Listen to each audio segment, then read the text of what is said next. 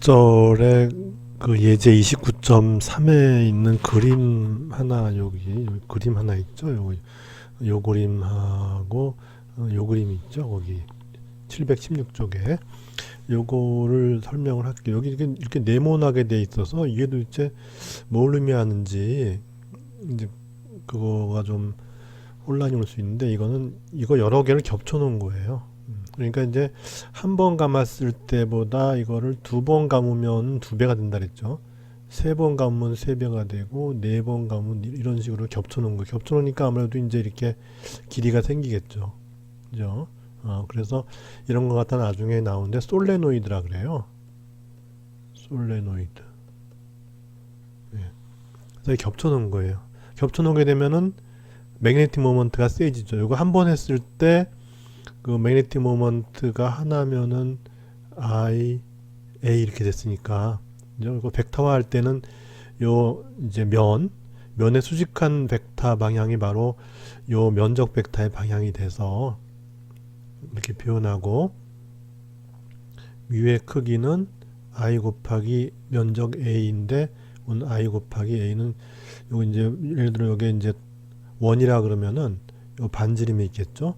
반지름을 A라 그러면은 I의 파이 A 제곱 이렇게 이제 그래서 매그네틱 모먼트는 우리가 정했지만 요 고리의 그 중심 고리가 있는 평면의 그 중심점이 있죠. 중심점에서 이제 이렇게 매그네틱 모먼트 벡터 뮤가 그렇게 이제 존재한다. 그렇게 우리는 정의하죠.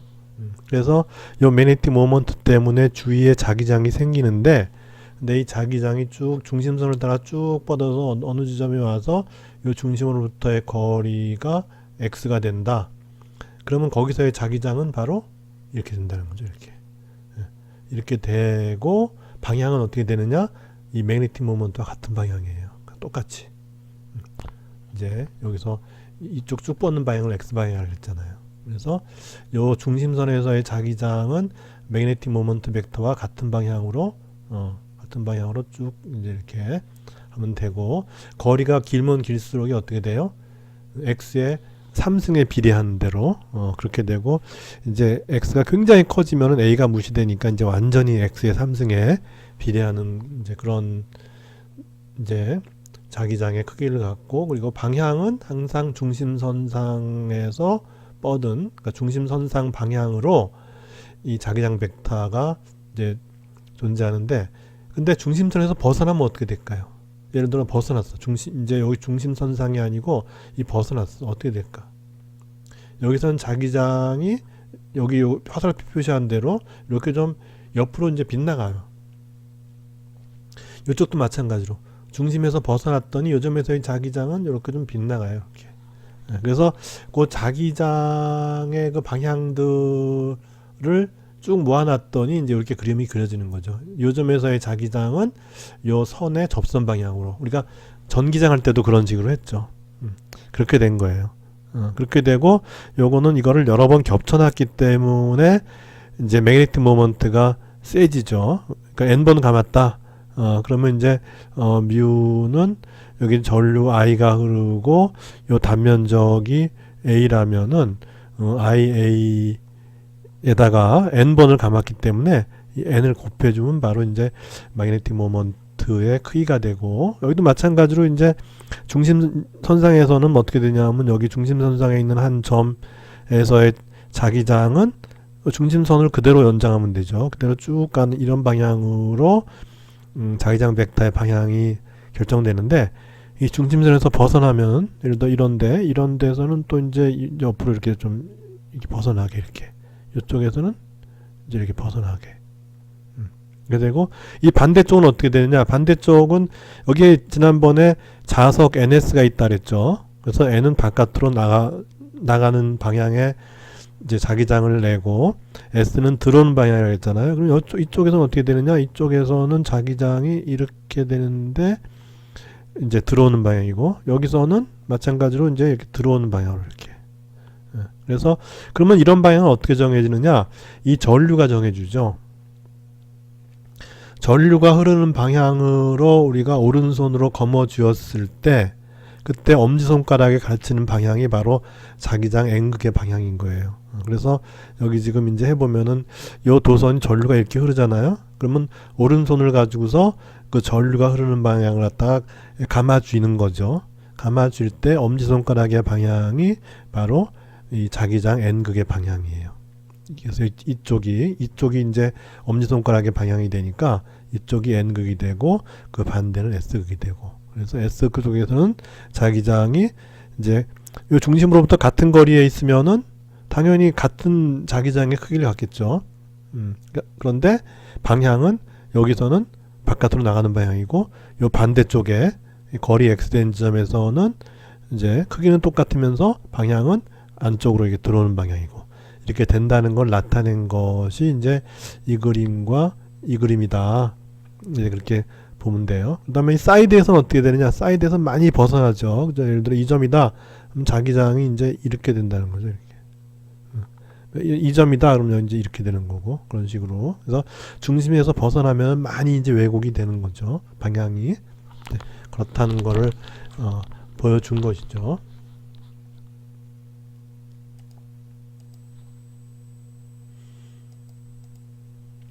그렇게 해서 우리가 이제 앞에서 그 두 이제 평행한 도선에 전류가 흐를 때 두 도선은 서로 힘을 작용한다 해서 전류가 같은 방향으로 흐르면은 서로 잡아당기고 이제 서로 반대 방향으로 흐르면 서로 밀친다, 이렇게 해서 이제 힘을 계산했는데, 그러면 우리가 이제 어떤 표준이 중요하죠. 나라마다 또 그러니까 우리나라에서의 1A와 미국에서의 1A의 정의가 다르면 안 되잖아요.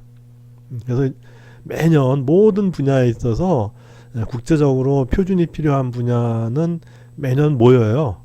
한 곳에 모여서 이제 그 표준에 대해서 또 얘기를 하고, 그 이제 표준이 지켜줄 수 있도록 그렇게 관리를 하는 뭐 그런 게 있을 정도니까요. 그렇게 해서 지금 요 힘을 갖다가 측정함으로써 지금 이 자기력 이거죠. 자기력을 측정함으로써 우리가 이제 암페어, 전류 암페어의 단위와 쿨롱을 정의하는 근거로 잡는다는 거죠.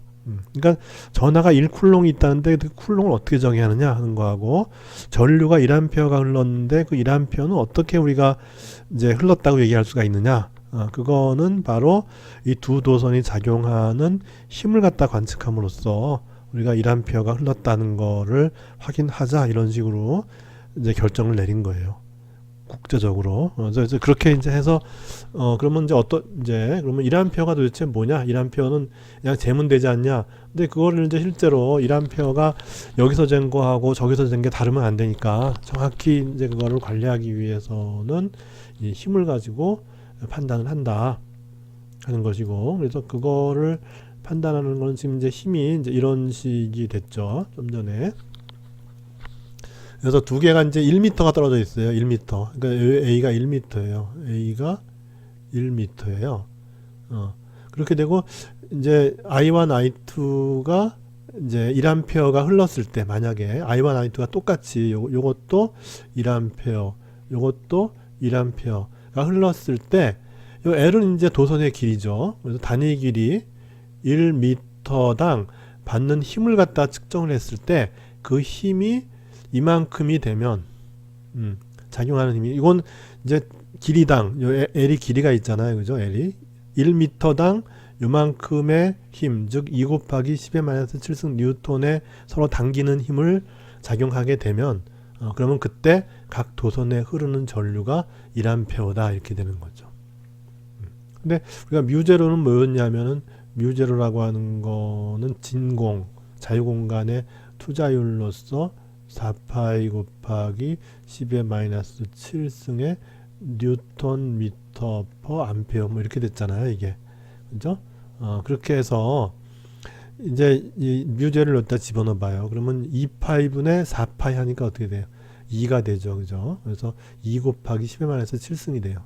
요 값을 갖다가 여기다가 이렇게 집어넣으면은 이 전류가 I1, I2가 각각 1A이고 두 도선 사이에 떨어진 거리가 1m일 때 각 도선의 단위 길이 1m당 받는 힘을 관측했을 때 그 힘이 2 곱하기 10의 7승 뉴턴이 되면, 그러면 이때 각 도선에 흐르는 전류를 1A로 정의하자, 이제 그런 식으로 하죠.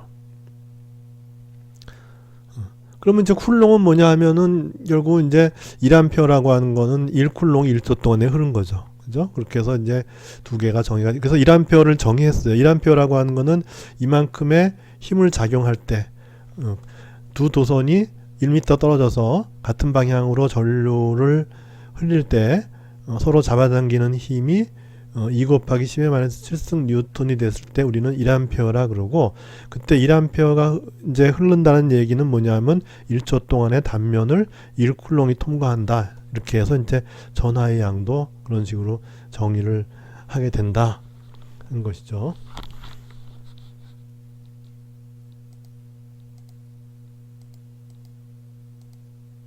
그래서 이제 그 다음번 예제는 3개가 있는데 우리가 일단 2개는 했으니까 요 2개는 지금 같은 방향으로 흐르니까 서로 잡아당기겠죠.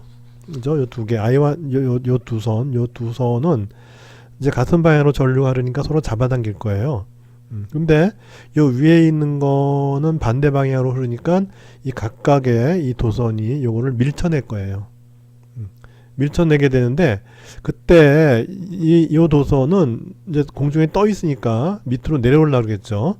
그럴 때 이 두 도선이 작용하는 자기력이 얼마 이상 되면은, 따라서 자기력은 결국 전류에 관계하는 거니까 이 전류 I2가 얼마나 큰 전류가 될 때 이 도선이 밑으로 내려오지 않고 이 밀치는 힘에 의해서 결국은 공중에 떠 있을 수 있는가 라는 문제예요. 그래서 이게 이제 정삼각형을 이루고 있죠. 그러니까 이제 힘은 여기서는 어떻게 되냐, 밀치니까 이제 이런 방향의 힘이 될 것이고, 요거는 또 밀치니까 또 이런 방향의 힘이 될 거예요. 그래서 두 개를 합치면 되죠. 이렇게 합성해서 이제 이런 방향의 힘으로 이 두 도선은 위쪽으로 요 전류 I1이 흐르는 도선을 밀쳐낼 거예요. 그래서 그걸 갖다 이렇게 단면으로 이 앞에서 이쪽 삼각형을 갖다 앞에서 이렇게 보는 이제 그런 상황이 된다면 이렇게 보이겠죠. 그죠? 그래서 I2 요 도선은 I2를 안쪽으로 흘려보내고, 요 도선도 마찬가지로 I2를 안쪽으로 흘려보내고, 요 도선은 I1을 갖다가 이렇게 튀어나오게 하는 이제 그런 거죠. 그렇게 해서 요거는 이렇게 작용하고 요건 이렇게 작용하는데, 이것이 정삼각형이니까 요게 60도예요. 그죠? 60도고 반으로 자르면 이제 30도가 되는 거죠. 그렇게 해서 이걸 두 개를 더하면 되죠. 이거. 그죠? 이거 두 개를 이제 더하게 되면은 결국 이제 이쪽 수평 부분은 상쇄되고 이제 윗부분만 남는데, 윗부분은 뭐냐면 요거의 코사인 30도죠. 그죠? 코사인 30도. 요 각각의 힘의 코사인 30도 한 다음에 이제 두 개를 더하면 되죠. 그죠? 그래서 두 배에 이제 요 I2가 여기 작용하는 힘 2파이 A분의 뮤제로 I1 I2의 L 이렇게 하고, 그다음에 이제 코사인 30도 이렇게 하면은 이제 요 두 도선이 요 도선에 대해서 이제 밀치는 힘 두 개를 합치니까 두 개가 합성이 돼서 이 도선은 이제 이 윗방향으로 이렇게 이제 이 자기력을 받게 되죠. 그렇게 되고 이제 요 이제 도선은 요 무게로 이렇게 밑으로 이제 내려가는 힘이 있죠. 그래서 질량 곱하기 중력 가속도 9.8m/s 제곱 이렇게 하면 되죠. 그래서 이게 떠 있다는 얘기는 뭐냐 하면은 이 두 힘이 평형을 이룬 거죠. 그래서 요 자기력은 플러스 G 방향으로 작용하고 중력은 마이너스 G 방향으로 작용하니까 결국 이제 요거 L까지 포함한 거 요 크기가 바로 이제 mg와 같으면 되는 거죠. 그죠?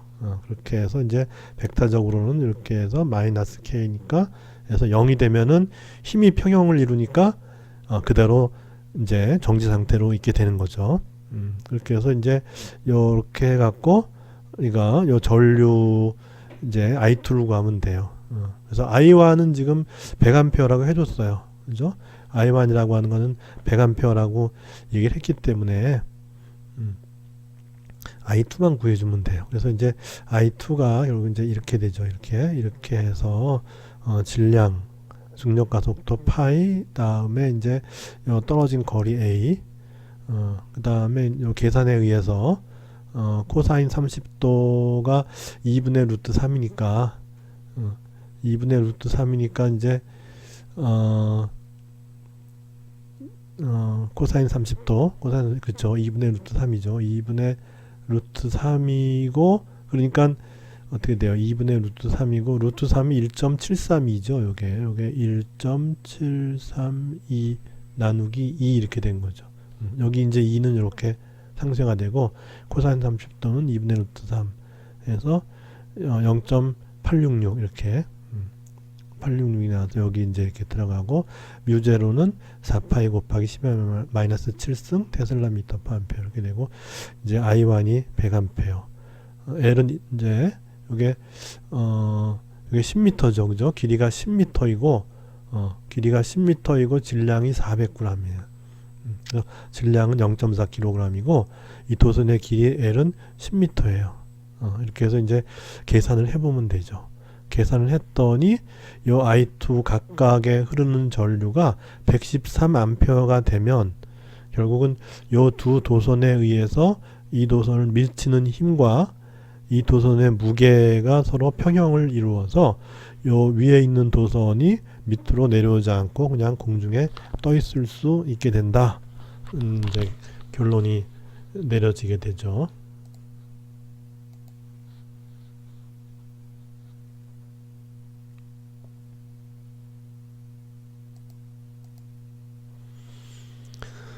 그래서 우리가 이제 앞에서 이제 도선이 이 앞부분이라 함은 유하는 도선에 의해서 도선의 수직한 어떤 위치에 이거 도선이 이제 유한한 도선의 길이가 있는데 그 도선에 의해서 도선의 수직거리가 A인 도선의 한 점으로부터의 수직거리가 A인 점에서의 자기장을 구했더니 우리가 이제 이렇게 나왔다. 이렇게 나왔는데 만약에 이쪽으로도 무한되고 저쪽으로도 무한되면 어떻게 되느냐 2파이 A분의 뮤제로 I가 나왔죠. 그래서 그걸 갖다 좀 더 쉬운 방법으로 이해할 수 있는 방법이 없느냐고 이제 고민을 좀 하다 보니까는 이제 앙페르의 법칙이 나오게 됐어요. 그래서 이 양반도 18세기 후반에서 19세기 이제 초까지 그렇게 생존했던 분이고 그렇게 해서 우리는 이미 알고 있어요. 그냥 전류가 이렇게 쭉 흘러가면은 전류의 방향이 엄지손가락의 방향일 때 자기장의 방향은 나머지 네 손가락이 가리키는 동심원 방향으로 이렇게 이제 한다. 그래서 여기서는 이제 이 방향이 되고 여기서는 이 방향이 되고 여기서는 이렇게 되고 여기서는 이렇게 되고 그다음에 이제 동심원의 반지름이 A이면은 그러면 아까 이제 그 공식대로 이제 쓰면 되는데 근데 이 도선의 길이가 무한되면 어떻게 되죠? 도선의 길이가 무한되면은 요 점에서의 그 자기장의 크기는 2파이 A분의 뮤제로 I 이렇게 됐잖아요. 그죠? 그래서 그렇게 되는 거를 우리가 마치 앞에서 우리가 이제 전기 부분에서 가우스의 법칙이 있었잖아요. 그런 식으로 우리가 적분형으로 표현할 수가 있지 않겠냐. 이제 그런 거를 이제 생각한 거죠. 그래서 앞에서 거를 이제 생각해 보면은 어떤 전압 Q가 있는데 전압 Q를 폐곡면으로 둘러싸요. 그죠? 이제 폐곡면으로 둘러싸죠. 그랬을 때 이 전하가 만드는 요 폐곡면의 표면에서의 전기장. 그래서 이쪽은 이제 이렇게 해서 이렇게 갈 거고 이쪽은 이렇게 해서 뭐 이렇게 갈 거고 이제 사방으로 뻗어나가니까 이건 이렇게 해서 일로 갈 것이고 이렇게 해서 각각의 전기장 벡터의 플럭스를 계산하는 거죠. 플럭스라 함은 이제 여기 면적 벡터가 관련이 되죠. 그래서 이거 갖다 이제 dA 벡터라 그럽시다. 면적이 A니까. 그래서 이제 요 폐곡면 하면은 이제 인테그랄 한 다음에 닫혔다는 걸 갖다 동그라미로 나타내요. 동그라미로 나타내고 그다음에 이제 이 벡터와 여기 DA 한 거. 그러면 이제 이 폐곡면의 표면을 통한 플럭스가 되죠. 그죠? 요 폐곡면을 통한 전기장의 플럭스를 계산했더니 그 결과가 바로 엡실론 제로분의 요거 Q 이렇게 됐다는 거죠. 그래서 이렇게도 이제 이해할 수 있죠. 그래서 이런 걸 이제 가우스의 법칙이라고 했잖아요. 그죠? 그러면 그거 유사하게 이 전류에 의한 자기장도 그렇게 이해할 수가 있지 않겠나라고 이제 생각을 했는데 이제 할 수 있다는 거죠. 그래서 뭐냐 하면은 이거는 이제 전류가 흐르는 도선을 이번에는 폐곡선으로 둘러싸요. 여기는 폐곡면이었죠. 그죠? 근데 여기서는 폐곡선, 폐경로 뭐 이렇게 얘기했죠. 그래서 완전히 둘러쳐서 이제 닫힌 선이 돼야 돼. 이렇게 오픈된 선이 아니고 완전히 닫혀 있는 이렇게 원이라든지 뭐 이런 폐곡선에 대해서 이 자기장을 요 폐곡선의 그 길이 성분 DS와 닷 프로덕트 한 거를 요 폐곡선 전체에 대해서 한번 다 더해보는 거예요. 그래서 여기서의 동그라미는 폐곡선에 대해서 다 이걸 계산하라 그런 의미예요. 여기서의 동그라미는 폐곡면에 대해서 계산하라 그런 거예요. 그래서 같은 동그라미지만은 이제 여기 가우스 법칙에서는 폐곡면이 되는 것이고 앙페르 법칙에서는 폐곡선이 되는 거죠. 폐곡선에 대해서 자기장 곱하기 ds 한 거를 다 더해봐라 하는 거죠. 그래서 우리가 이제 가우스 법칙에서도 이 Q를 중심으로 하는 구를 같은 거 하겠죠. Q를 중심으로 반지름이 R인 구를 생각해서 결국 이제 그 플럭스 계산을 편하게 해서 그 결과가 이제 이렇게 나온다는 걸 보였잖아요. 그러니까 여기도 마찬가지로 우리가 임의의 어떤 폐곡선을 생각할 수도 있는데 그렇게 되면 계산하기가 복잡하니까 일단 가장 간단한 폐곡선을 생각하는데 그것이 바로 동심원이죠. 동심원을 뺑 둘러쳐서 그 동심원에 대해서 요 자기장 벡터를 적분하게 되면은 어떻게 될까 하는 거예요. 근데 우리가 자기장 벡터가 얼마인지는 알잖아요. 예를 들어 여기 점에서는 여기는 R이라 그랬죠. R이라 그랬으면 여기 이제 A를 R로 바꿉시다. A라고 하지 말고 거리 R이라고 해봐요. 그러면 요 점에서의 자기장의 색이 B는 2파이 R분의 뮤제로 I 이렇게 되죠. 그 다음에 이제 근데 이 자기장의 세기는 이 도선으로부터 같은 수직거리에 있으면 다 똑같잖아요. 그죠? 도선으로부터 같은 수직거리에 있으면은 다 똑같아요. 그래서 여기도 마찬가지 다 똑같아요. 그리고 자기장의 방향은 바로 접선 방향이에요. 근데 이 ds 벡터의 방향도 바로 여기서 짧은 거리를 끊어내는 거니까 이 ds 벡터도 마찬가지로 이 원의 접선 방향이 돼요. 그래서 b 벡터와 ds 벡터는 같은 방향이 되는 거예요. 마치 우리가 가우스 법칙 할 때 면적 벡터와 전기장 벡터가 이제 이 구의 경우에는 같은 방향이 되잖아요. 계산 편하게. 여기도 마찬가지로 동심원이 되면은 b 벡터와 ds 벡터는 같은 방향이 돼요. 그러니까 b.ds는 그냥 이거는 인테그랄 b 곱하기 ds 이렇게 되고 그 다음에 이제 요 b를 봤더니 b는 거리가 r이면 다 똑같더라는 거죠. 그래서 요 r은 적분 변수가 아니니까 바깥으로 끄집어내면 돼요. 그래서 2파이 r분의 뮤제로와 이렇게 된 거예요. 요게 요 b 대신에 2파이 r분의 뮤제로와 이렇게 집어넣고 이제 ds에 이제 요 뺑 둘러친 요 길이가 되는데 요 길이는 우리가 2파이 r이라는 거 알고 있죠. 그죠? 그래서 인테그랄 폐곡선에 대한 ds는 2파이 r이에요. 그래서 2파이 r분의 뮤제로 i 곱하기 2파이 r 하니까 이제 뮤제로 i가 돼버리는 거예요. 그렇게 해서 우리가 가우스 법칙에서 전기장의 플럭스가 엡실론 제로분의 이 폐곡면이 둘러치는 전하의 크기 이렇게 됐다면은 앙페르의 법칙은 b.ds 하면은 이 폐곡선이 둘러치고 있는 전류의 크기예요. 그죠? 요 폐곡선은 요 전류 i를 감싸고 있죠. 그 감싸고 있는 전류의 크기가 바로 여기 들어가는 것이고 그리고 여기는 이제 상수가 뮤제로가 들어가요. 전기에서는 엡실론 제로분의 1이 됐고, 이 자기에서는 이 자기장의 이 라인 인테그랄, 이건 플럭스가 아니죠. 자기장을 요 폐곡선에 대해서 선적분한 거죠. 선적분을 했을 때 그 결과는 우리 투자율 μ0 곱하기 요 폐곡선이 이 둘러치고 있는 이 전류의 양, 이렇게 해주면 된다는 거예요. 그래서 이걸 통해서 우리가 이제 이 자기장을 예측해 볼 수 있는 그런 그 이제 방법이 바로 이제 앙페르의 법칙을 이용하는 방법이다. 그래서 이제 이것처럼 B.DS는 μ0 y잖아요. 여기 다시 한번 썼어요. B.DS는 μ0 y.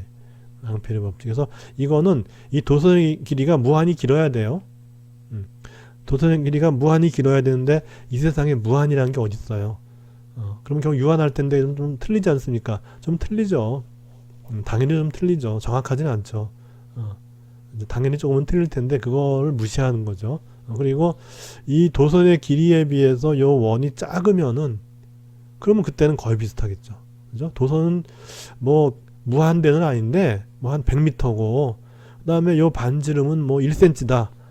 그렇게 되면은 이제 요 반지름에 비해서 도선의 길이는 무한대라고 볼 수 있고 그렇게 했을 때 이제 자기장이 반지름 R이라는 지역에서의 그 이제 도선에 흐르는 전류 I에 의한 자기장이 2파이 R분의 μ0 I 이렇게 써줄 수가 있다 하는 것이죠.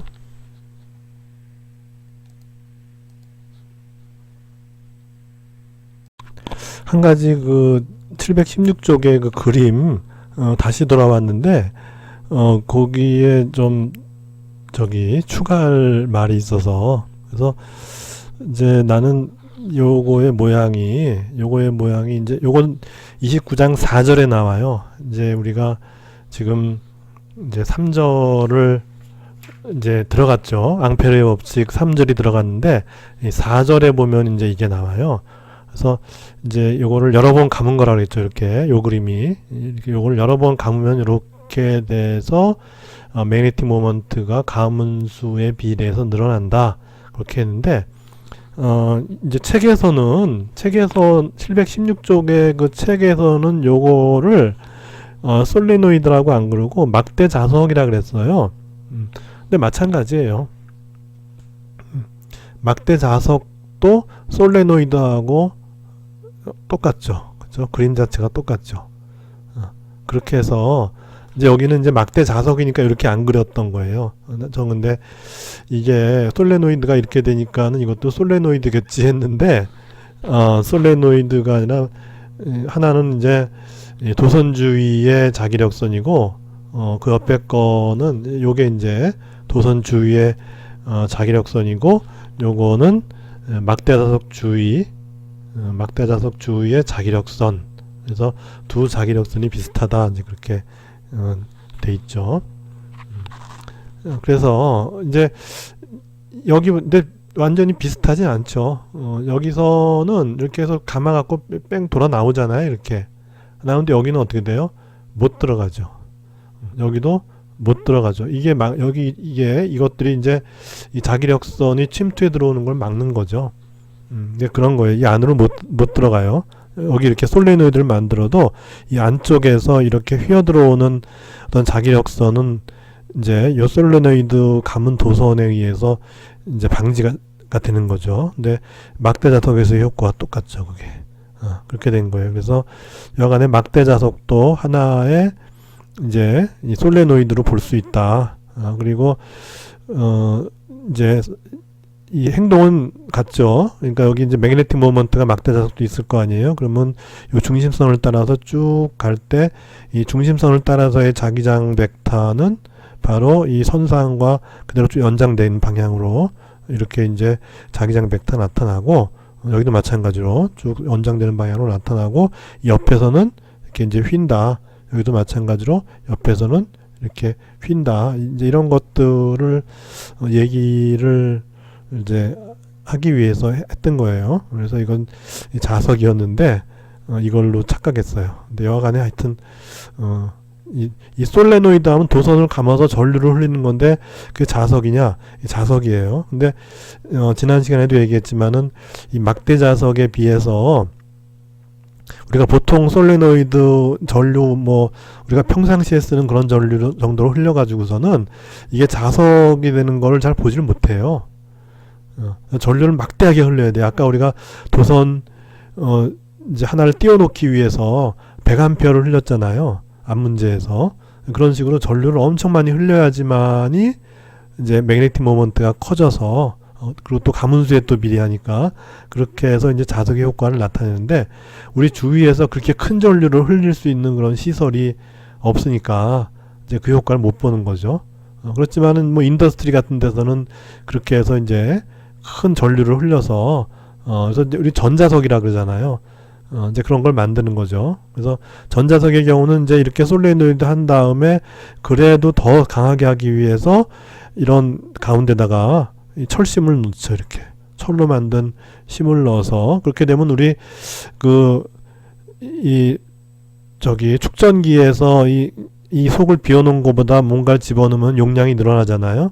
여기도 마찬가지로 이 철심을 이렇게 넣게 되면은 단순히 전류만 흘리는 것보다 철심까지 넣게 되면은 이제 magnetic moment가 커져서 그래서 이제 이 주위의 자기장을 더 크게 만들 수가 있는 거죠.